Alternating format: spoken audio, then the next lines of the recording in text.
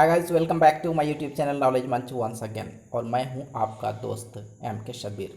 Friends, child development and pedagogy, बाल विकास एवं शिक्षा शास्त्र ऑनलाइन टेस्ट 2 के आंसर की के साथ मैं प्रेजेंट हूं। साथ में ही मैं टॉप 5 रिजल्ट्स भी बताने जा रहा हूं। और ये टेस्ट बहुत ही इम्पॉर्टेंट है सी टेट के स्टूडेंट्स के लिए, एमपी टेट के स्टूडेंट या केबीएस हो या यूपी टेट या किसी भी स्टेट लेवल के टेट टीईटी एग्जाम्स हो, उसके लिए बहुत ही इम्पॉर्टेंट सेशन है।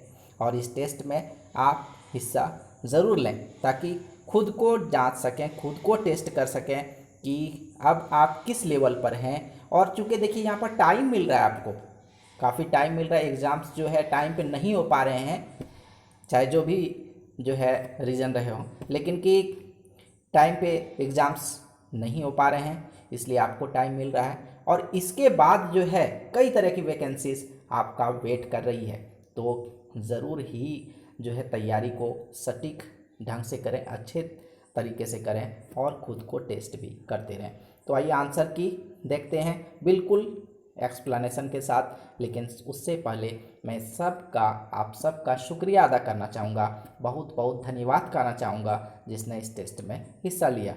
और साथ ही ढेर सारी बधाइयाँ और शुभकामनाएं आप सबको, और साथ में ही टॉप 5 को भी हमारी तरफ से ढेर सारी शुभकामनाएं।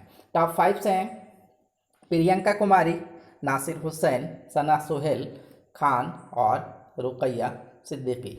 अब आते हैं आंसर की तरफ। क्वेश्चन फर्स्ट यहाँ पर, आकलन उद्देश्य पूर्ण होता है यदि।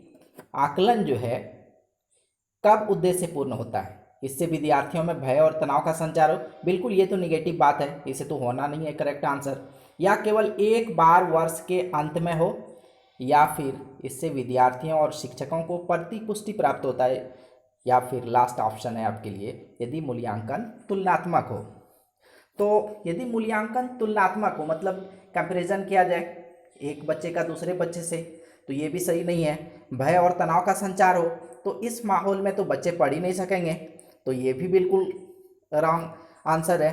केवल वर्ष में एक बार हो, ये भी सही नहीं है, बल्कि मूल्यांकन बिल्कुल वीकली हो या मंथली टेस्ट हो, तो कई असेसमेंट होते हैं। तो यहाँ पर है कि इससे विद्यार्थियों एवं शिक्षकों को प्रतिपुष्टि प्राप्त होती हो, इससे विद्यार्थी को और शिक्षक को दोनों को फीडबैक जो है प्राप्त होता हो, और उस फीडबैक को प्राप्त करके फिर आगे की रणनीति विद्यार्थी भी तय करे और शिक्षक भी तय करे कि अब इन विद्यार्थियों को कैसे हैंडल करना है, किस तरह से पढ़ाना है, ताकि ये अच्छे तरह से जो है पढ़ सके और इनका स्टडी अच्छे तरीके से चल सके। तो यहाँ पर ऑप्शन थर्ड जो है राइट आंसर है। नेक्स्ट क्वेश्चन की तरफ चलते हैं। विकास आंतरिक और बाह्य कारणों से व्यक्ति में परिवर्तन है। आंतरिक कारण से भी और बाह्य कारण से, दोनों से व्यक्ति में परिवर्तन है। ये कथन किसका है? अरस्तु का या प्लूटो का या रूसो का या जीन पियाजे का? तो विकास जो है आंतरिक कारण से या बाह्य कारण से, दोनों से व्यक्ति में परिवर्तन है, ये कथन अरस्तु का है। ऑप्शन फर्स्ट यहाँ पर राइट आंसर है। नेक्स्ट क्वेश्चन, निम्नलिखित में से कौन विकास को प्रभावित नहीं करता? पोषण तो प्रभावित करता ही है, मानसिक तौर पे भी और शारीरिक तौर पे भी। शारीरिक तौर पर पोषण ज़्यादा प्रभावित करता है, और जब शरीर स्वस्थ होता है तभी मानसिक रूप से बच्चा विकास कर पाएगा। तो पोषण प्रभावित करता है, वंश भी प्रभावित करता है, मतलब वंशानुगत होता है। लिंग भी प्रभावित करता है कि विकास जो है किस आयु में कितना होगा, ये लिंग पर डिपेंड करता है। तो परिवार यहाँ पर सबसे गौण जो कारक हैं वो परिवार हैं। तो राइट आंसर ऑप्शन फोर्थ यहाँ पर हो जाता है। Next question, question number fourth, माता पिता से जो गुण या अवगुण बच्चों में आता है उसे क्या कहेंगे? माता पिता से आ रहा है, ध्यान देने की बात है कि ये गुण या अवगुण माता पिता से आ रहा है। पीढ़ी दर गुण, पीढ़ी से पीढ़ी आ रहा है तो पीढ़ी दर गुण कहेंगे, या परिवार से चूंकि आ रहा है, माता पिता परिवार का हिस्सा है तो पारिवारिक गुण कहेंगे, या वंशानुगत गुण कहेंगे? ये वंशानुगत गुण कहलाता है, या विरासत। तो राइट आंसर हम लोग को मिल चुका है ऑप्शन थर्ड, वंशानुगत गुण कहलाता है ये। नेक्स्ट क्वेश्चन, किसी व्यक्ति में कार्य करने की शक्तियों, क्षमताओं या योग्यताओं का विकास क्या कहलाता है? सामाजिक विकास, क्रियात्मक विकास, या मानसिक विकास, या सांविधिक विकास?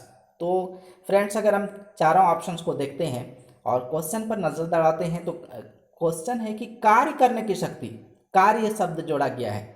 तो कार्य शब्द से अगर देखें तो क्रियात्मक विकास, तो कार्य करने की शक्ति या क्षमता या योग्यता का जो विकास है वो क्रियात्मक विकास कहलाता है। ऑप्शन सेकेंड यहाँ पर राइट आंसर। नेक्स्ट क्वेश्चन, विकास एक क्रमिक एवं मंद गति से चलने वाली प्रक्रिया। क्रमिक मतलब क्रम से, स्टेप बाय स्टेप, और मंद गति से मतलब धीरे धीरे चलने वाली प्रक्रिया है। ये कथन किसका? स्किनर का, हरलॉक का, गैसल का या फिर क्रो एंड क्रो का।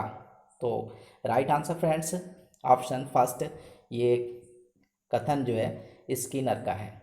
नेक्स्ट क्वेश्चन, बाल विकास के किस सिद्धांत के अनुसार बालकों का विकास उनकी व्यक्तिगतता के अनुरूप होता है? व्यक्ति अंतर का सिद्धांत, निरंतरता का सिद्धांत, विकास क्रम की एकरूपता का सिद्धांत या फिर विकास क्रम की एकरूपता का सिद्धांत, परस्पर संबंध का सिद्धांत।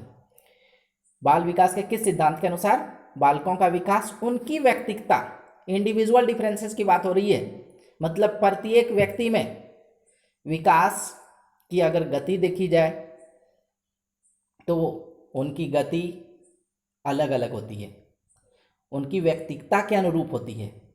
तो व्यक्ति में अंतर, इंडिविजुअल डिफरेंसेस को कहेंगे। तो ऑप्शन फर्स्ट यहाँ पर राइट आंसर है। नेक्स्ट क्वेश्चन, विकास की वर्तमान विचारधारा में निम्नलिखित में से किसका महत्व है? जो वर्तमान विचारधारा है विकास का, उसमें किसका महत्व है? ऑप्शन है आपके लिए, केवल प्रकृति का, केवल पोषण का, या फिर प्रकृति और पालन पोषण दोनों का, या उपरोक्त में से कोई नहीं। तो फ्रेंड्स जो वर्तमान विचारधारा है तो प्रकृति भी प्रभावित करती है विकास को और साथ साथ पोषण भी प्रभावित करता है। तो राइट आंसर जो है ऑप्शन थर्ड हो जाता है, प्रकृति और पालन पोषण दोनों का महत्व है।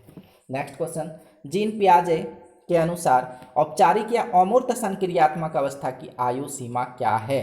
तो जीन पियाजे के अनुसार अगर देखें तो विकास को 4 अवस्थाओं में बांटा गया है।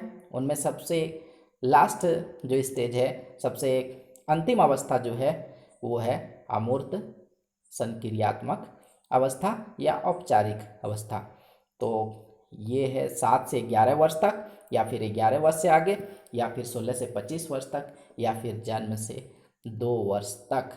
तो फ्रेंड्स इसका राइट आंसर है 11 वर्ष से आगे। औपचारिक या अमूर्त संक्रियात्मक अवस्था की आयु जो होती है 11 वर्ष से आगे होता है। इस सेट का लास्ट क्वेश्चन यहाँ पर, निर्माण एवं खोज का सिद्धांत किसने दिया? वाइगोत्स्की ने, या जीन पियाजे ने, या प्लेटो ने, या कोलबर्ग ने? तो निर्माण एवं खोज का सिद्धांत जो है जीन पियाजे ने दिया। तो फ्रेंड्स इस सेट में बस इतना ही। अगर वीडियो पसंद आए तो लाइक ज़रूर कीजिएगा, शेयर कीजिएगा अपने फ्रेंड्स को भी, ताकि अपने दोस्तों की भी मदद हो सके। तो नेक्स्ट वीडियो में फिर मिलते हैं। सी यू अगेन, बाय बाय।